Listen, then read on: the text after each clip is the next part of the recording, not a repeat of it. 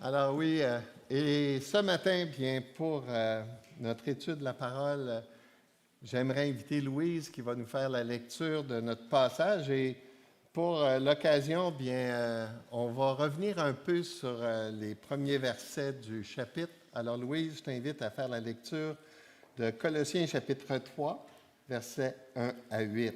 Louise a dit, je ne devrais pas faire la lecture parce que personne ne me connaît. Ben, c'est une bonne façon de se faire connaître, Louise. Là. Alors, Louise s'est joint à nous. Tiens, je vais t'apporter le micro. Oh, pardon. S'est joint à nous l'été passé. Oui, ça fait peut-être 4-5 mois. Là. C'est ça. Si donc vous êtes ressuscités avec Christ, cherchez les choses d'en haut, où Christ est assis à la droite de Dieu. Attachez-vous aux choses d'en haut et non à celles qui sont sur la terre. Car vous êtes morts et votre vie est cachée avec Christ en Dieu. Quand Christ, votre vie, paraîtra, alors vous paraîtrez aussi avec lui dans la gloire. Faites donc mourir ce qui, dans vos membres, est terrestre, la débauche, l'impureté, les passions, les mauvais désirs et la cupidité, qui est une idolâtrie. C'est à cause de ces choses que la colère de Dieu vient sur les fils de la rébellion, parmi lesquels vous marchiez autrefois, lorsque vous viviez dans ces péchés. Mais maintenant, renoncez à toutes ces choses, à la colère, à l'animosité, à la méchanceté, à la calomnie, aux paroles équivoques qui pourraient sortir de votre bouche. Très bien, merci.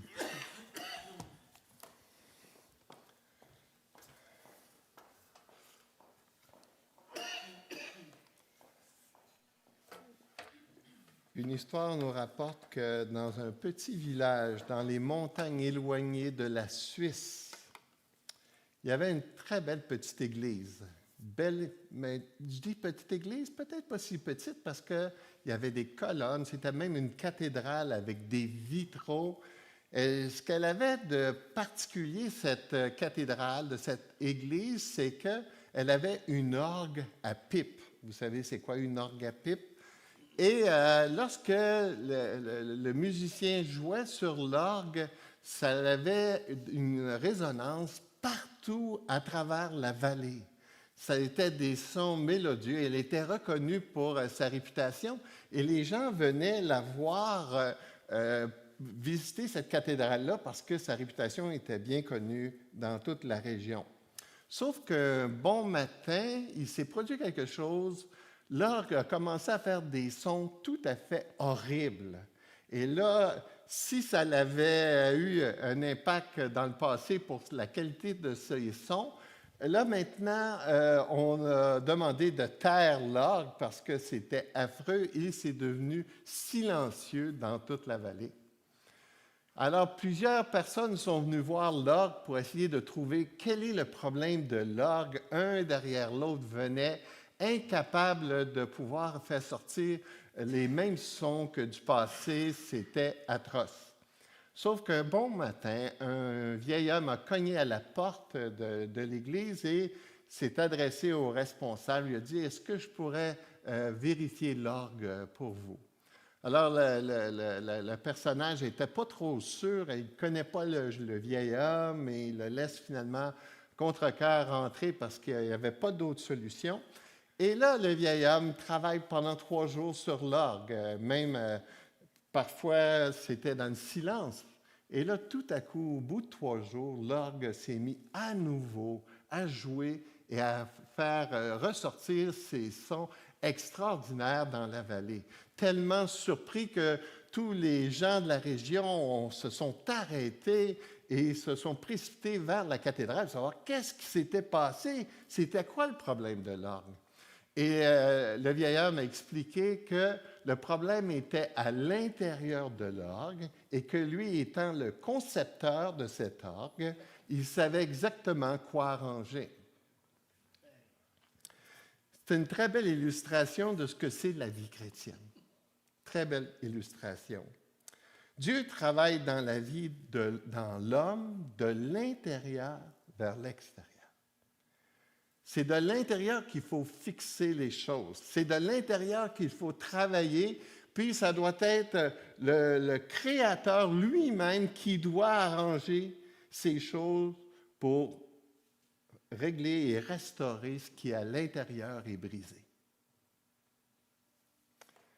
Dieu, par sa présence en nous, lorsqu'il pénètre dans la vie du croyant, il produit la vie, la beauté, la musique de l'intérieur vers l'extérieur, une musique que tout le monde peut entendre. Ce n'est pas quelque chose qui peut être fabriqué de l'extérieur, mais de l'intérieur. Trop de personnes essaient de vivre la foi sans le travail de la régénération du Saint-Esprit.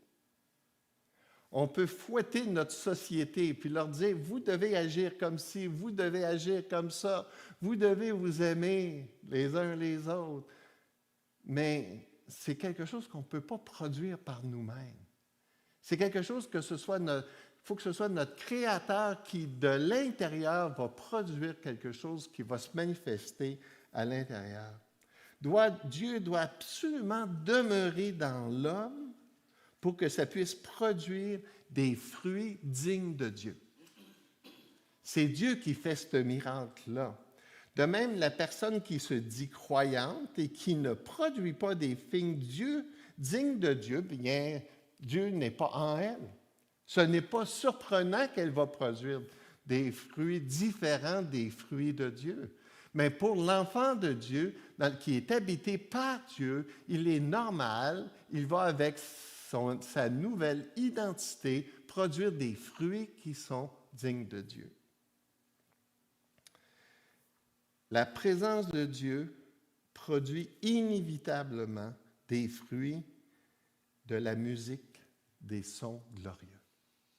Et c'est la présence de Dieu qui fait ça. La dernière fois que j'ai enseigné sur Colossiens chapitre 2, j'ai fait une courte parenthèse, puis j'ai l'impression que ça n'a pas été bien compris par tout le monde. J'ai peut-être mal communiqué ce que je voulais dire quand j'ai parlé du moralisme. Il y a des gens qui ont pensé que lorsque j'ai dit que j'avais pas de problème d'assister dans un mariage homosexuel, il y a même des gens qui ont compris que je ferais des mariages, je célébrerais des mariages homosexuels, et ce n'est pas du tout le cas. Mais laissez-moi vous expliquer ma pensée. Je trouve que c'est important. Et pour vous aider à comprendre, je vous invite à garder votre doigt dans Colossiens, puis tournez avec moi dans 1 Corinthiens chapitre 5. Là, je fais une autre parenthèse, puis naturellement, je n'aurai pas le temps de tout enseigner mon passage parce que je fais des grandes parenthèses. Mais je trouve que ça vaut la peine pour comprendre aussi le passage qu'on va étudier ensemble. Dans 1 Corinthiens chapitre 5, regardons ensemble les versets 9 à 13. En effet, il me semble que Dieu a fait de nous des apôtres. J'ai étudié 1. Tu as bien dit 1 Corinthiens 5. J'ai dit 1 Corinthiens 5, et voilà. Puis là, je commence à lire le passage, c'est pas pantoute. Je vous ai écrit dans ma lettre. C'est ça. Là, ça a de l'allure. Vous me suivez. Je vous ai écrit dans ma lettre de ne pas entretenir de relations avec ceux qui vivent dans l'immoralité sexuelle. Je ne parlais pas d'une manière absolue des gens de ce monde qui vivent dans l'immoralité ou sont toujours désireux de posséder plus, voleurs, idolâtres. Autrement, il vous faudrait sortir du monde. En fait, ce que je vous ai écrit, c'est de ne pas pas entretenir de relation avec quelqu'un qui, se disant votre frère, vit dans l'immoralité sexuelle, est toujours désireux de posséder plus, idolâtre, calomniateur, ivrogne ou voleur, et de ne pas même manger avec un tel homme. Est-ce à moi, en effet, de juger les gens du dehors? N'est-ce pas ceux de l'intérieur que vous devez juger? Les gens de l'extérieur, Dieu les jugera. Chassez le méchant du milieu de vous. Dans ce passage-là, l'apôtre Paul parle de deux groupes de personnes qui font les mêmes choses, qui ont les mêmes actions. L'immoralité sexuelle, la cupidité, des voleurs, des idolâtres, des calomniateurs ou même des ivrognes. Ils font les mêmes choses, mais ce ne sont pas les mêmes personnes. Avec l'un, Paul les invite de ne pas les fréquenter, tandis que l'autre, il ne le dit pas. Pour Paul, celui qui se dit chrétien, qui vit dans le désordre, est une honte pour l'Évangile est en désaccord avec l'Évangile. Tandis que l'autre, qui ne connaît pas Dieu, est fidèle à lui-même. Il ne sait même pas ce qui est bien. Il ne sait pas qu'il fait le mal. Et c'est pour ça, il est fidèle à lui-même, il ne connaît pas Dieu, il a les fruits de quelqu'un qui ne connaît pas Dieu. Tandis que l'autre, qui connaît Dieu et qui agit d'une manière comme quelqu'un qui ne connaît pas Dieu, l'apôtre Paul dit on ne devrait même pas avoir de relation avec ces personnes-là. Et c'est pour ça que Jésus a côtoyé les gens de mauvaise vie. Il côtoie des gens qui ne connaissent pas Dieu, qui n'ont pas de relation avec Dieu et qui avaient des comportements déplacés, déplaisants pour Dieu. Et il a été dans leur présence afin de pouvoir leur apporter Dieu, afin de leur apporter la lumière. Tandis que Jésus a repris sévèrement qui? Les leaders religieux. Les leaders religieux qui, eux, donnaient l'apparence de connaître Dieu et qui n'agissaient pas comme Dieu. Ah, il était sévère à l'égard de ces gens-là, religieux. Le moralisme ne s'arrête pas seulement à faire une distinction entre les croyants et les non-croyants, comme on vient de le voir. Les non-croyants, quand je parlais d'aller dans un mariage homosexuel, ce n'est pas dans le but de célébrer ce qu'ils font, dans le but de me mettre d'accord avec eux, mais dans le but de briller, d'apporter la lumière, d'être en relation pour présenter l'Évangile. Mais le moralisme, c'est aussi une attitude de croire que nous sommes mieux que les autres, comme les leaders religieux à l'époque de Jésus. De croire que parce que l'Évangile vient dans nos vies, parce que l'Évangile transforme nos vies, on demeure malgré tout des pécheurs par nature. On reste imparfait. Quand on commence à avoir un jugement à l'égard de ceux qui ne connaissent pas Dieu, un jugement de mépris, dans le fond, c'est qu'on oublie ce que on oublie d'où on vient, j'appelle ça des parvenus. Des gens qui ont oublié qu'on était comme eux et on est encore, d'une certaine façon, encore comme eux. Et c'est pour ça qu'on ne veut pas les condamner, on ne veut pas les juger, on veut au contraire comprendre que l'Évangile, ce sont des pécheurs graciés à la recherche de d'autres pécheurs. Et c'est pour ça que les leaders religieux de l'époque, quand ils jugeaient les publicains, il y avait du mépris à l'égard des autres, alors qu'ils ne réalisaient pas qu'eux-mêmes étaient pris dans leur péché, parce que comme je disais aussi tantôt, quand l'Évangile vient dans nos vies, il transforme nos vies, il a transformé mon mariage, il a transformé mon caractère, il a transformé mes actions. Et ça serait facile pour moi de commencer à regarder les autres, puis de dire, « Oh, as-tu vu, lui, son action? As-tu vu ce qu'il fait? » Puis commencer à être méprisant à l'égard de ceux qui sont autour de nous et qui ont des problèmes dans leur vie. Un esprit de jugement.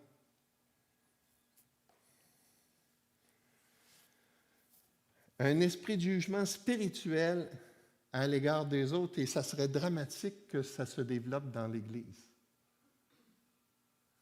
On veut se souvenir, parce que quand on se compare les uns les autres, comme je disais, on peut faire du progrès dans notre vie, mais même si on fait du progrès dans notre vie, là, quand on se compare à Dieu, tu es perdu pour l'éternité si ce n'était pas l'Évangile qui t'avait transformé. Et merci Seigneur que l'Évangile transforme ta vie, mais ça te rend compatissant à l'égard des hommes et des femmes qui sont autour de toi.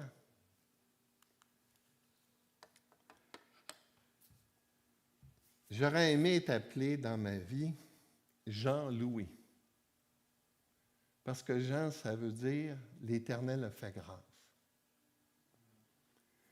Dieu était gracieux envers moi et il l'est encore. Si vous saviez comment des fois ça me demande du courage de me les renseigner. Ça me demande du courage parce que je n'ai pas la vie parfaite que je voudrais avoir. Je ne voudrais pas dire des choses que Dieu ne voudrait pas que je dise. Je trouve la responsabilité lourde. Et plus je vieillis, plus je connais mes péchés, plus je me connais, puis plus je connais la justice puis la sainteté de Dieu. Et là, ça me fait d'autant plus aimer l'Évangile, aimer sa grâce. Je suis désolé que ça l'offense des gens, mais je le crois tellement. L'Église est un hôpital psychiatrique dans lequel je suis le principal malade. J'ai besoin de la grâce de Dieu. J'ai besoin de l'Évangile. J'ai besoin du pardon de Dieu. Et j'ai besoin que vous l'exerciez envers moi. Puis moi, j'ai besoin de l'exercer envers vous. Et quand parfois le moralisme, je l'ai vécu avec mes enfants, je leur imposais une forme de vie chrétienne à nos enfants alors qu'ils n'avaient pas encore compris l'Évangile. C'est mettre une pression sur eux qu'ils n'ont pas besoin d'avoir. Ce qu'ils ont besoin de découvrir, c'est l'Évangile. Parce que quand l'Évangile vient dans nos vies, c'est un travail à l'intérieur que ça produit et ça se manifeste à l'extérieur. Quand on veut produire des petits chrétiens avec nos enfants qui ne sont pas chrétiens, on a souvent des surprises à l'adolescence. Là, tout d'un coup, quand il était jeune, il apprenait le verset biblique par cœur. Mais quand il arrivait à l'adolescence, le verset biblique, il pognait le bord. Pourquoi? Parce que quand ils sont jeunes, c'est un front, c'est une apparence. Ils veulent être conformistes avec l'Église, et c'est pour ça qu'il faut veiller sur ça, parce que tu ne veux pas produire des petits chrétiens qui ne sont pas chrétiens. Tu veux t'assurer que que l'Évangile rentre dans le cœur. Tu veux t'assurer qu'ils comprennent c'est quoi l'Évangile, qu'ils comprennent qu'ils ont tellement besoin de Jésus.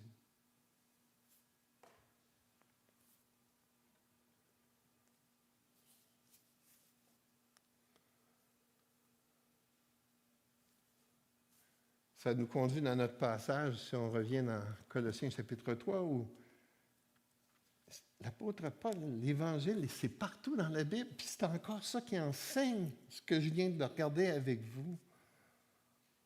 On voit dans ce passage-là qu'à partir du chapitre 3, Paul parle des transformations que fait l'Évangile. Quand l'Évangile entre dans la vie de quelqu'un, ça change sa vie. Ça change ses actions. Et la première chose qu'on a vue, c'est la semaine passée avec Michel, c'est normal parce que ça nous donne une nouvelle identité. Dans les versets 1 à 4, on a vu ensemble avec Michel comment est-ce que quand Christ devient notre sauveur, quand le sacrifice de Christ est appliqué sur nos vies, ça produit des transformations dans nos vies. Ça change nos vies. Dans 2 Corinthiens 5, 17, il dit, si quelqu'un est en Christ, il est quoi? Nouvelle créature. Tu as changé d'identité. Les choses anciennes sont passées. Voici, toutes choses sont devenues nouvelles. Notre nouvelle identité, qu'est-ce qu'a fait notre nouvelle identité? Bien, elle change notre vie, elle change nos affections, elle change ce qu'on recherche. C'est pour ça que l'apôtre Paul il dit ici, recherchez les choses d'en haut. Attachez-vous aux choses d'en haut. Attachez-vous à celles qui ne sont pas sur la terre. Pourquoi? Parce que quand tu es devenu chrétien, quand l'Évangile est venu dans ta vie, tu as passé d'un monde terrestre dans un monde céleste. Et j'aime l'image, le mot que Paul utilise, il dit, votre vie a été cachée. Est cachée avec Christ en Dieu. C'est pour ça que nous sommes devenus un avec Christ, puisque c'est pour ça qu'il utilise l'image du baptême et de la résurrection. Le fait qu'on est attaché avec Christ, on meurt avec Jésus sur la croix, puis on ressuscite avec Jésus à sa résurrection. Et là, nous sommes maintenant en position dans le ciel déclaré juste. Et quand Dieu me regarde, ce n'est pas moi qui vois, c'est Christ en moi. C'est pour ça que ça bouleverse tellement de choses. Rechercher les choses d'en haut. Là, tout d'un coup, j'ai le goût d'entendre la voix de Dieu. J'ai le goût de m'approcher de Dieu. J'ai le goût d'aller voir mes frères et mes sœurs. J'ai le goût de louer et d'adorer Dieu. Pourquoi? Parce que c'est encore une fois de l'intérieur vers l'extérieur. C'est Dieu qui fait cette transformation-là à l'intérieur de moi, qui se manifeste, qui produit une belle musique dans toute la vallée. On est tellement si bien caché en Christ qu'on est protégé. Tu sais, c'est comme la main de Jésus est là, je leur donne la vie éternelle, elles ne périront jamais et personne ne pourra les arracher de ma main. On est caché, là. Ouais, mais quand je fais ça, il voit Christ en moi. C'est pas moi qui vois. Il voit la justice de Jésus. Puis moi, mes péchés, c'est Jésus qui les a portés, puis il est mort pour moi. Où le péché me condamnait, c'est Christ qui a été condamné. Et sa justice m'a été imputée, elle m'a été apportée. Et Dieu m'accepte à cause de Jésus. C'est pour ça qu'il n'y a aucun péché qui ne me prive de Dieu. Le seul péché qui nous prive de Dieu, c'est de refuser l'Évangile. Mais si tu as l'Évangile, tous tes péchés passés, présents et futurs sont pardonnés. Mais si tu n'as pas l'Évangile, tous tes péchés, même le plus petit, te condamnent pour l'éternité. Et ce que cette nouvelle identité-là produit dans nos vies, c'est une nouvelle direction. Et la Bible utilise le mot repentance pour l'exprimer. La repentance, c'est un 180 degrés. J'allais dans cette direction-là, je ne connaissais pas Dieu, je n'aimais pas Dieu, j'étais ignorant à l'égard de Dieu, je pratiquais les choses qui faisaient mon affaire, et là, je me repens pour aller dans une nouvelle direction. Je recherche les choses de Dieu, je désire les choses de Dieu. Une nouvelle orientation. Étant devenu un citoyen du ciel, il est normal que je recherche les choses dans le ciel. Ce n'est pas forçant. J'étais encore dans la présence de Dieu ce matin, puis je me disais, ça ne me force pas d'être là. J'ai le goût d'être là. J'ai le goût d'entendre Dieu. J'ai le goût d'entendre la voix de Dieu. J'ai besoin de Dieu. Il y a quelque chose en moi qui m'attire vers Dieu.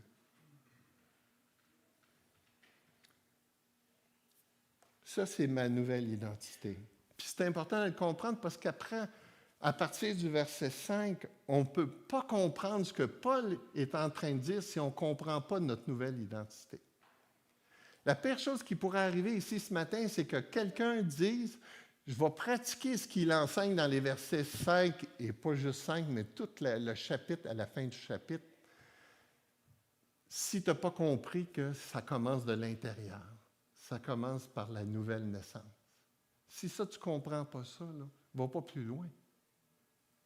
Tu vas trouver que la vie chrétienne, c'est lourd, pesant, difficile, pas agréable. Alors, ce que Paul il démontre, c'est qu'à partir du verset 5, il parle de la foi en action. C'est-à-dire que quand tu as la foi, quand tu es né de nouveau, quand tu es un enfant de Dieu, ça se manifeste dans l'action. Ça produit quelque chose dans ta vie. Et souvenez-vous que l'Épître aux Colossiens, il y a une partie doctrinale qui parle de la suprématie de Christ. Et à partir du chapitre 3, c'est la partie pratique. C'est là qu'il va commencer à parler de tout ce que l'Évangile va faire dans ta vie. Quand Christ, le suprême, l'autorité devient ton sauveur et ton Seigneur, ça transforme ta vie pratique. Et là, l'apôtre Paul, il va parler d'un ensemble de péchés, d'immoralité sexuelle, d'impureté, de passion, de mauvais désirs, de cupidité. Tout ça, c'est exhaustif. C'est-à-dire que ce n'est pas exhaustif. Ça veut dire que c'est un ensemble de péchés que tu peux produire quand tu ne connais pas Dieu. Comme la série de péchés qui était mentionnée dans 1 Corinthiens 5. Chaque péché en lui-même, on n'a pas besoin de les étudier. Ça fait juste référence que quand tu connais pas Dieu, tu vas avoir tendance à pratiquer ces sortes de péchés-là.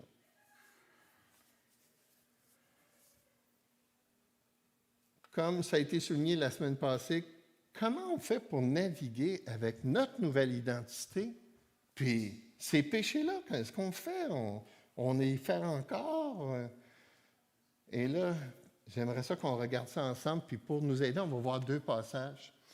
Gardez toujours votre doigt dans Colossiens. Puis là, on va voir un autre passage dans Galates, chapitre 5, versets 16 à 26. Galates. Regardez avec moi parce que c'est important de voir que ce n'est pas ma pensée, mais que c'est la pensée de Dieu. Galates chapitre 5, qui parle, et c'est encore l'apôtre Paul qui enseigne, et il parle encore pour nous aider à comprendre de ces péchés-là. Donc, Galates 5, et à partir du verset 16. Voici ce que je dis. Marchez par l'esprit et vous n'accomplirez pas les désirs de votre nature propre. En effet, la nature humaine a des désirs contraires à ceux de l'esprit, et l'esprit a des désirs contraires à ceux de la nature humaine. Ils sont opposés entre eux, de sorte que vous ne pouvez pas faire ce que vous voudriez. Cependant, si vous êtes conduits par l'esprit, vous n'êtes pas sous la loi. Les œuvres de la nature humaine sont évidentes. Ce sont l'adultère, l'immoralité sexuelle, l'impureté, la débauche, l'idolâtrie, la magie, les haines, les querelles, les jalousies, les colères, les rivalités, les divisions, les sectes, l'envie, l'ivrognerie, les exécuteurs et les choses semblables. Je vous préviens, comme je l'ai déjà dit, ceux qui ont un tel comportement n'hériteront pas du royaume de Dieu. Mais le fruit de l'esprit, c'est l'amour, la joie, la paix, la patience, la bonté, la bienveillance, la foi, la douceur, la maîtrise de soi. Contre de telles attitudes, il n'y a pas de loi. Ceux qui appartiennent à Jésus-Christ ont crucifié leur nature propre avec ses passions et ses désirs. Si nous vivons par l'Esprit, laissons-nous aussi conduire par l'Esprit. Ne soyons pas vaniteux en nous provoquant les uns les autres et en nous portant envie les uns aux autres. Ici, l'apôtre Paul, ce qu'il fait, c'est qu'il présente la vie chrétienne comme une marche. Il dit au verset 16, « Je dis donc, marchez selon l'Esprit et vous n'accomplirez pas les désirs de la chair. » Paul utilise l'image ou l'illustration de la marche pour faire référence à notre vie de tous les jours. Ce terme était utilisé par les Juifs pour faire référence à vivre. Vivez selon l'Esprit et vous n'accomplirez pas les désirs de la chair. Dans un autre passage, l'apôtre Paul utilise le mot « courir ».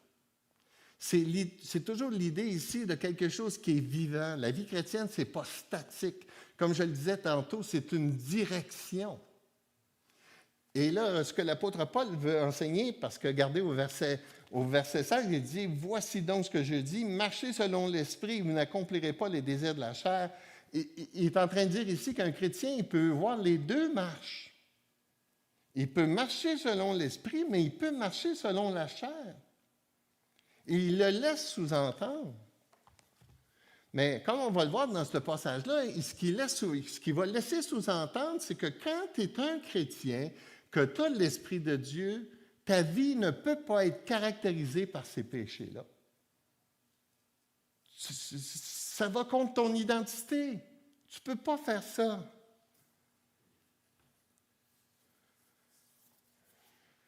La vie chrétienne, c'est quelque chose qui se transforme de plus en plus à l'image de Jésus-Christ. Paul, il utilise encore une fois un impératif. Il utilise plein d'impératifs.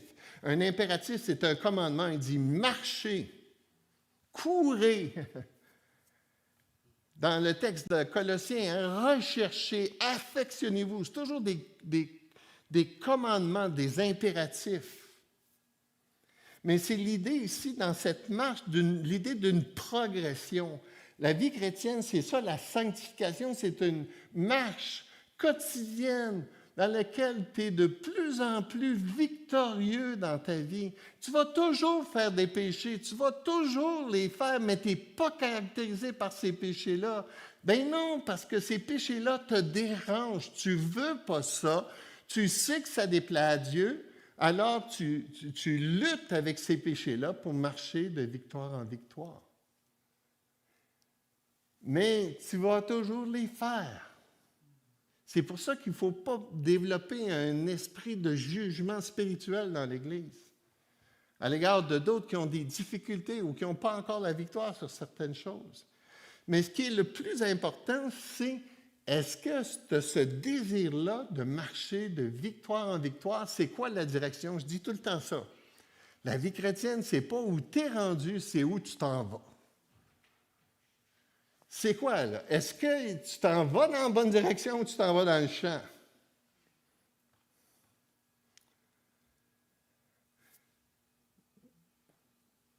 Plus le croyant se soumet au contrôle de l'esprit, plus il avance dans sa vie spirituelle.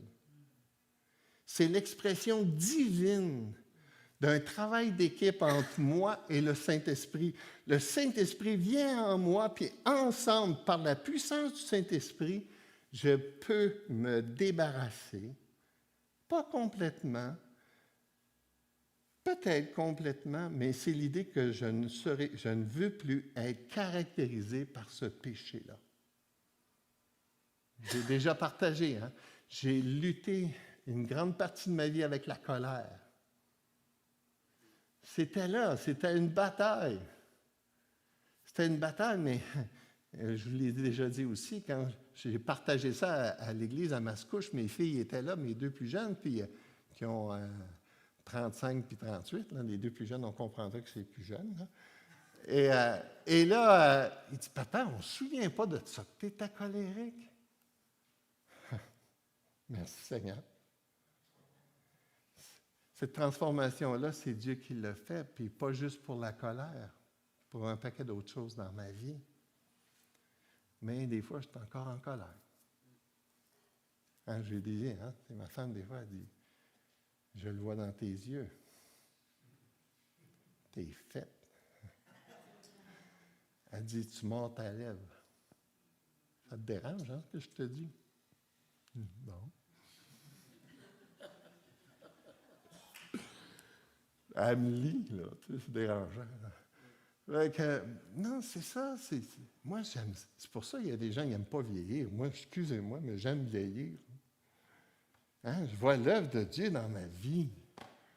C'est ça que je veux, tu sais. Alors, je veux travailler en équipe. La vie chrétienne, c'est pas s'asseoir sur la ligne du côté, là, puis hey, jouer, là. Non, t'es sur la game, toi. T'es là. Maintenant, au moment où vous avez donné votre vie à Dieu, il y a une grande bataille qui a commencé, une bataille entre l'Esprit de Dieu et votre nature humaine. Ça se bat, là. Hein, il y en a un qui veut t'amener dans une direction, puis l'autre veut t'amener dans une autre direction. La nature humaine est un allié pour le diable, pour nous éloigner de Dieu, parce qu'elle a des désirs contraires à ceux de l'Esprit. C'est ça que le texte dit ici. Elle veut m'emmener dans une direction, mais mon homme spirituel, avec la présence du Saint-Esprit, lui, il va aller dans une autre direction. Et c'est la bataille qui commence.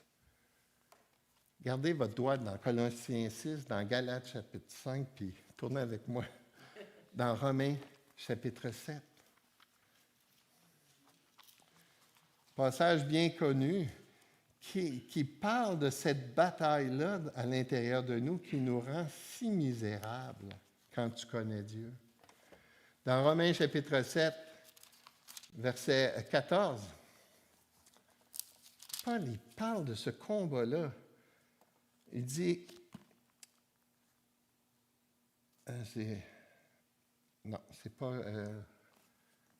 chapitre 7, c'est chapitre 7, mais verset... Quand je ne sais pas ce que je fais. oui, c'est ça.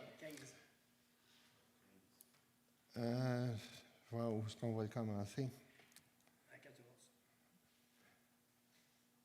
Verset 13. 14, si tu veux, non, mais 13.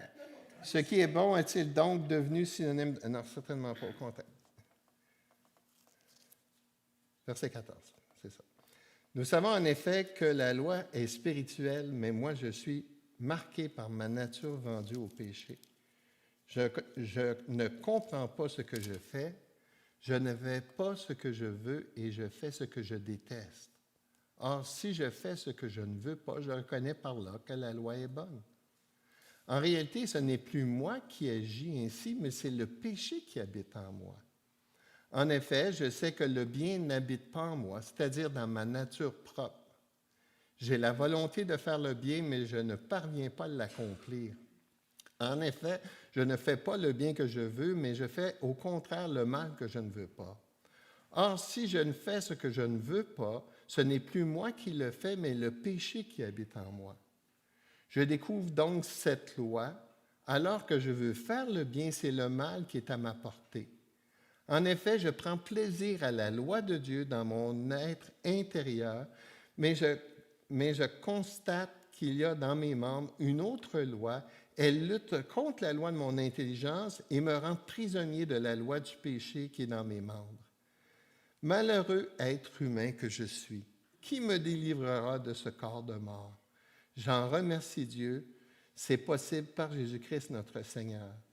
Ainsi donc, par mon intelligence, je suis esclave de la loi de Dieu, mais par ma nature propre, je suis esclave du péché. Si on revient dans Galates, certains pensent que ici l'apôtre Paul, il parle de son expérience avant de connaître Dieu.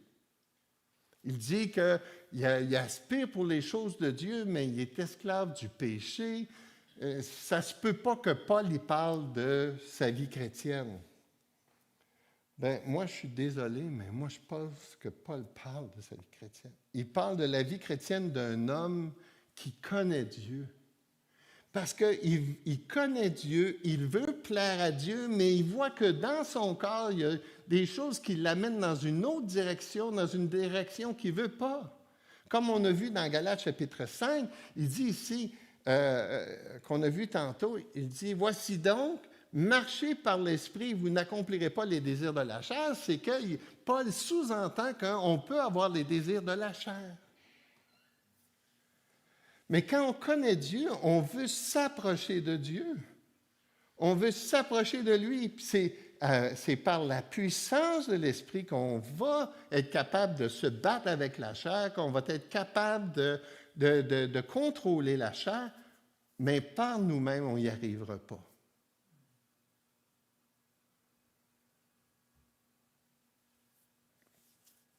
Tant que nous serons dans ce corps, il y a une partie de nous, la vieille nature, le vieil homme, il va avoir ce combat-là.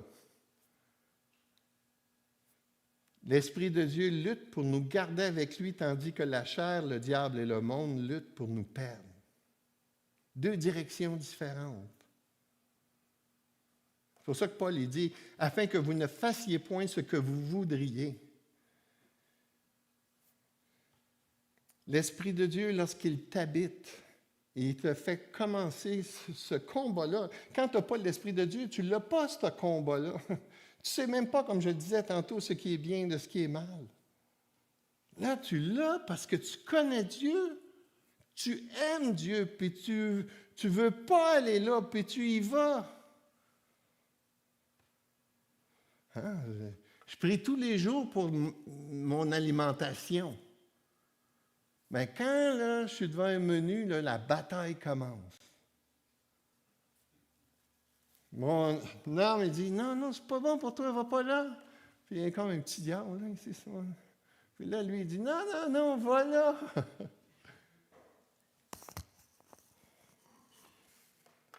Et c'est comme ça, c'est pas juste pour la nourriture, c'est pour la sexualité, c'est pour la boisson, c'est pour ma langue.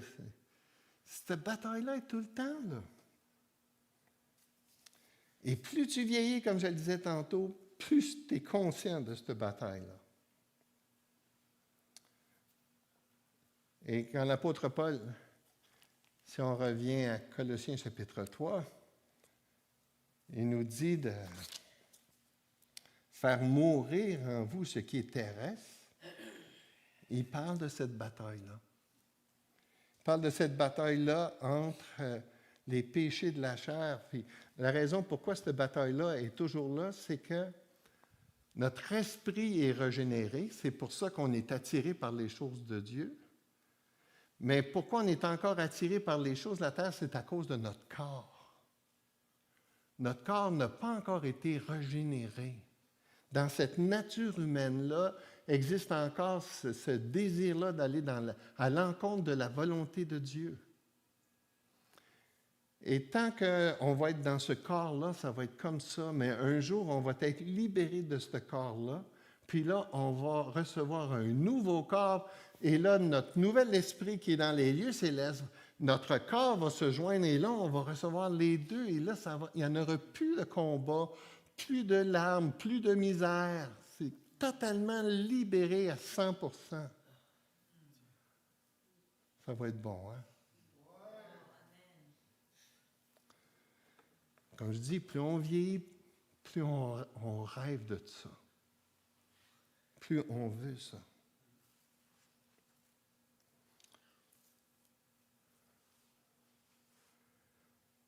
Le principe est simple, c'est que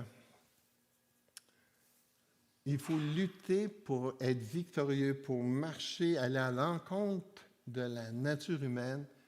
Il faut être contrôlé par le Saint-Esprit. Éphésiens 5, 18. Ne vous enivrez pas de vin, c'est de la débauche. Le vin, qu'est-ce qu'il fait? L'alcool me contrôle, et quand l'alcool me contrôle, je peux faire la débauche. Mais il dit, soyez remplis de l'Esprit, alors soyez contrôlés par le Saint-Esprit, parce que si c'est le Saint-Esprit qui dirige ta vie, tu vas produire des fruits. Dans Galates chapitre 5, il nomme toute une série de péchés qui sont là, qui sont les fruits de la chair, mais il parle de toute une série de fruits qui sont le fruit de l'Esprit. Et le fruit de l'Esprit, l'incroyant ne peut pas les produire, mais le croyant, à cause de l'Esprit de Dieu, peut produire ces fruits-là.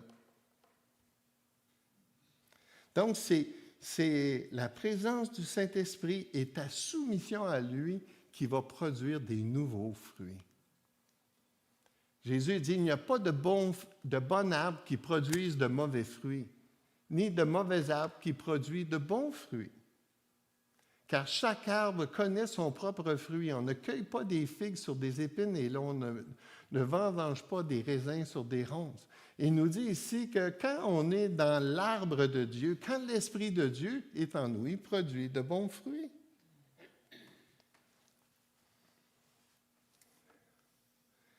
La véracité d'une profession en Jésus-Christ comme Sauveur et Seigneur est davantage attestée parce qu'une personne fait que parce qu'elle dit. Comprenez-vous ça? Je le répète, la véracité d'une profession de Jésus-Christ comme Sauveur et Seigneur est davantage attestée parce qu'une personne fait que parce qu'elle dit. Alors, des 10 heures je me souviendrai toujours, une fois, il y a un homme qui rentre dans l'église un mercredi soir, puis il semblait avoir déjà été dans une église évangélique, puis là, il nous cite là, tout de suite pour nous montrer qu'il est chrétien, Jean 3,16. Ça ne veut rien dire, ça. Comme on va le voir dans quelques instants, c'est les actions qui démontrent que l'Évangile a vraiment trouvé sa place dans ta vie. La Bible parle souvent des foi qui sont mortes. C'est-à-dire qu'ils n'ont pas de fruits. Ils disent qu'ils ont la foi, mais tu regardes leur vie, puis ça ne produit pas la vie. Jean le Baptiste dit, voyant venir à son baptême beaucoup de pharisiens et de sadducéens, leur dit, race de vipères, qui vous a appris à fuir la colère à venir? Produisez donc du fruit digne de la repentance. Jésus a dit que votre lumière luise ainsi devant les hommes, afin qu'ils voient vos bonnes œuvres et qu'ils glorifient votre Père qui est dans les cieux. Qu'ils voient vos bonnes œuvres, qu'ils voient votre vie transformée. La lumière intérieure que le Seigneur donne à ses enfants brillera toujours à l'extérieur sur une forme de bonnes œuvres. Jésus a dit, « Je suis le cep, vous êtes les sarments. Celui qui demeure en moi et en qui je demeure porte beaucoup de fruits, car sans moi, vous ne pouvez rien faire. » Ça prend la nouvelle identité, encore une fois. Et quand la nouvelle identité est là, on peut produire des fruits. Si quelqu'un ne demeure pas en moi, qui n'est pas en Christ, qui n'est pas caché en Christ, qui n'est pas dans la main de Christ, il est jeté dehors comme le sarment, il sèche. Puis on le ramasse et on le jette au feu et il brûle. Si vous portez beaucoup de fruits, c'est ainsi que mon Père sera glorifié et que vous serez mes disciples.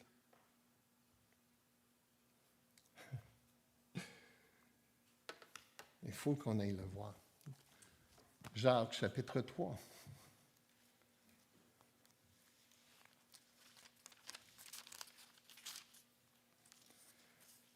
Dans ma lecture quotidienne, c'était une des lectures la semaine passée. Et au verset, commencez au verset 14. C'est-tu 3, 14? Jacques 3. Non. Chapitre 2, 14, pardon.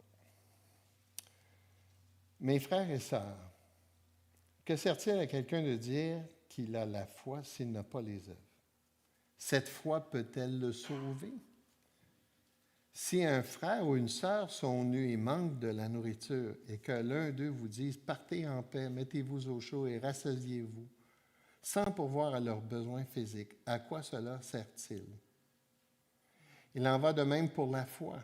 Si elle ne produit pas d'œuvre, elle est morte en elle-même. Mais quelqu'un dira, toi tu as la foi et moi j'ai les œuvres. Montre-moi ta foi sans les œuvres et moi je vais par mes œuvres, et moi c'est par mes œuvres que je te montrerai ma foi.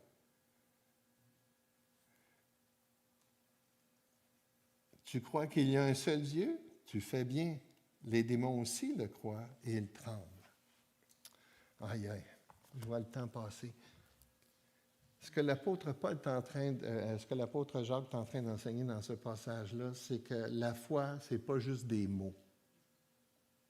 Quand même tu dirais Jean 3,16, quand même tu me décrirais le processus biblique de ce que c'est la conversion, ça ne fait pas de toi un converti. Ce n'est pas uniquement dans ta tête, mais ça passe par ta tête. La vérité est toujours là. Mais la vérité, il faut qu'elle rentre dans la tête et qu'elle aille jusque dans le cœur. Là, il y a un fruit qui va sortir. La parabole du semeur, c'est la même chose. Les 4 terrains, ils entendent l'Évangile, mais il y a seulement la dernière terre qui reçoit l'Évangile et qui produit du fruit. Ce que Jacques est en train de nous dire ici, c'est que la foi, si elle ne produit pas d'œuvre, si elle ne produit pas des changements, cette foi-là, ce type de foi-là, est morte, est totalement inutile. Parce que la vraie foi entraîne inévitablement des puissantes conséquences dans la transformation, dans la façon de changer. C'est pour ça que Jésus a dit, C'est à l'amour que vous aurez les uns les autres qu'on vous connaîtra que vous êtes mes disciples. Cette transformation-là, là, l'amour dans l'Église, on ne peut pas voir ça dans le monde. Tu ne le verras pas dans le monde parce que seulement l'Esprit de Dieu qui peut produire ça dans nos vies. Dans ce passage-là qu'on connaît bien, en effet, c'est par grâce que vous êtes sauvés, par le moyen de la foi. Et cela ne vient pas de vous, c'est le don de Dieu. Ce n'est point par les œuvres, afin que personne ne puisse se vanter. La foi, ça reste toujours la foi, puis c'est uniquement par la foi qu'on est sauvé, mais la bonne foi. En effet, celui qui nous a fait, nous a des nouvelles créatures, nous avons été créés en Jésus-Christ pour des bonnes œuvres que Dieu a préparées d'avance afin que nous les pratiquions. C'est la foi, lorsqu'elle est vraie, lorsqu'elle est fondée en Christ, lorsqu'on est devenu caché en Christ, lorsqu'elle est là, elle produit inévitablement des fruits. Et c'est pour ça que dans Colossiens, chapitre 3, « Faites donc mourir ». Faites donc, c'est encore une fois une transition. Suite à cette nouvelle identité que tu as reçue en Christ, fais mourir ce qui est terrestre. Ah, tu ne vas pas tout l'éliminer? Ben non, tu ne vas pas tout l'éliminer. Puis c'est pour ça qu'on ne va pas commencer à porter des jugements les uns sur les autres. Mais ce n'est pas la direction de ta vie. Si c'est ça qui est la direction de ta vie, si c'est ça qui caractérise ta vie, l'immoralité sexuelle, l'impureté, les passions, les mauvais désirs, la soif de posséder, ou encore à la fin au verset 8, la colère, la fureur, la méchanceté, la calomnie, les grossièretés. Si c'est ça qui caractérise ta vie, ben pose-toi la question quel genre de foi que tu as. Parce que la foi qui sauve transforme ta vie.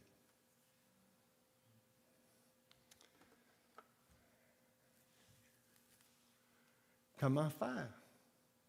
Comment faire mourir la chair alors? Comment celui qui a l'Esprit de Dieu, comment il fait pour ne pas marcher ou devenir esclave de ces péchés-là? 5 pas pour faire mourir la chair. Premièrement, la conversion. J'espère que vous avez été convaincus qu'on ne peut pas faire mourir la chair si on n'est pas sauvé. Pose la question, as-tu vraiment compris l'Évangile? Es-tu encore esclave? Encore une fois, tu vas faire encore les péchés. Mais est-ce que tu es caractérisé? Est-ce que ça te dérange, ces péchés-là? La conversion, c'est le premier pas. Deuxièmement, l'intimité. L'intimité, c'est quoi? C'est cette relation-là avec Jésus dans une intimité quotidienne, que je me colle à Jésus, que je me tiens proche de Jésus, que je vais être proche de lui, que je soumets ma vie à lui. C'est volontairement, tous les matins, je vous disais, je rencontre Dieu, puis je rencontre Dieu pas par orgueil, je rencontre pas Dieu parce que je veux me péter les bretelles, je rencontre Dieu pour une question de survie. Ma nature humaine veut m'amener par là, puis moi, je ne veux pas aller là. Alors, tous les matins, je dis à Jésus, viens à mon secours, Jésus. Crée dans mon cœur le désir plus fort d'aller vers toi que d'aller vers ces péchés-là.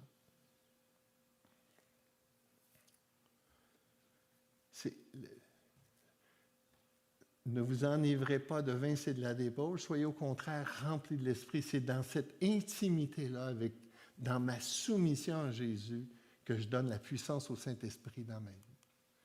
Troisièmement, la vérité.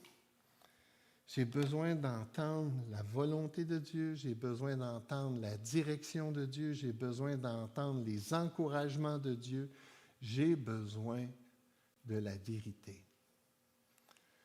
J'aime quand je lis la parole, ça dit « La parole de Dieu est vivante et efficace, plus tranchante qu'une épée à 2 tranchants, pénétrante jusqu'à séparer âme et esprit, jointure et moelle, elle juge les sentiments et les pensées du cœur. » Quand j'ouvre sa parole, Je vois le cœur, mon cœur, je vois qu'est-ce que Dieu dit, puis qu'est-ce qu'il y a dans mon cœur, puis je vais être honnête avec moi-même. J'entends. C'est Jésus, c'est quoi tu veux me dire ce matin? Tu parlais de ça? C'est quoi tu veux me dire ce matin, Jésus? Quatrièmement, la repentance. J'en ai parlé tantôt. La repentance, ce n'est pas juste quelque chose qu'on expérimente à la nouvelle naissance. C'est quelque chose qu'on expérimente au quotidien. Hein? Jésus, il dit dans 1 Jean 1,9, « Si nous confessons nos péchés, il est fidèle et juste pour nous les pardonner et nous purifier de toute iniquité. » Ce qui caractérise un enfant de Dieu, vous savez, c'est quoi? C'est la confession. Quand on confesse nos péchés, on est en train de se battre. On est en train de dire ici, ça, c'est pas de Dieu, puis ça, c'est de Dieu. Je vais vous poser une drôle de question. Quand est-ce la dernière fois que vous avez pleuré sur vos péchés? Ça, c'est tout un exercice, ça. Pleurer sur ses péchés, c'est... Ah, Jésus, je suis écœuré là, de le faire, ce péché-là, là, Jésus. Je voudrais tellement, Jésus, la maîtriser, ma colère. Je voudrais tellement, Jésus, la maîtriser, ma langue. Je vois ce que ça fait dans ma vie. Je vois. Jésus, je veux me débarrasser de mon amertume. Avez-vous déjà pleuré sur vos péchés?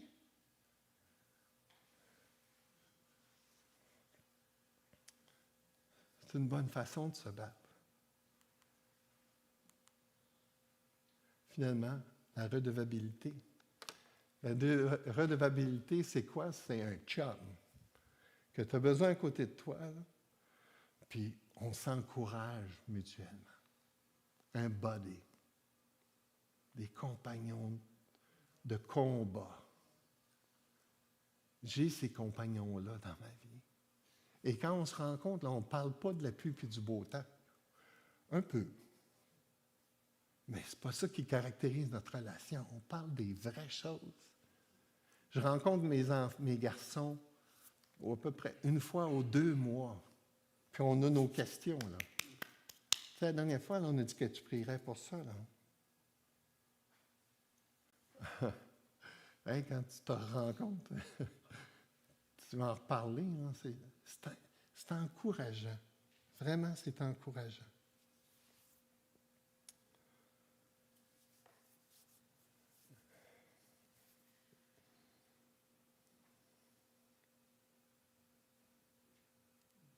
Parce que les enfants de Dieu sont habités par Dieu, partout où ils sont, ils devraient dégager le caractère, la volonté et les œuvres de Dieu.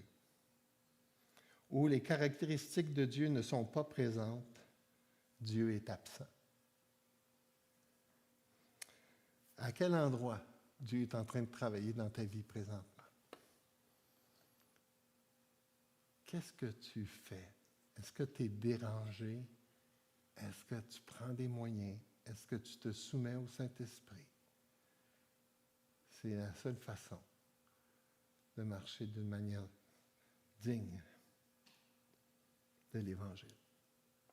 Mais c'est l'Évangile qui produit ça. Prions.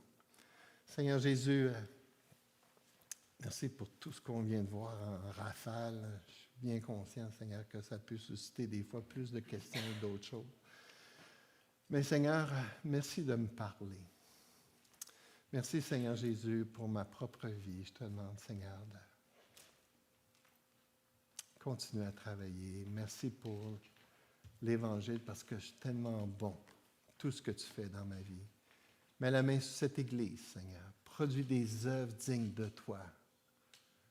Jésus, on veut sentir et entendre ta présence au milieu de nous. Et que ce soit attirant pour ceux qui ne te connaissent pas.